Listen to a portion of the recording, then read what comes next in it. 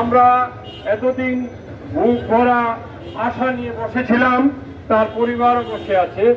5 August এই খুনি হাসিনা পালিয়েছে।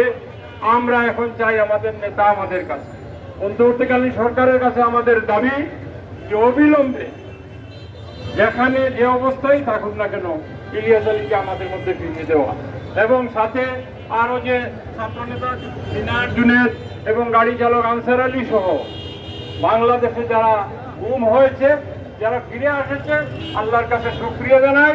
আর যারা এখনো ফিরে আসেন নাই তাদেরকে খুঁজে বাইর করে তাদের পরিবারের কাছে সকলকে হস্তান্তর করার জন্য অন্তর্বর্তীকালীন সরকার, যেই সরকারটি আমাদের ছাত্র জনতার আন্দোলনের ফসল, এই সরকার আশা করি এই সকল ক্ষেত্রে অগ্রাধিকার দিচ্ছে।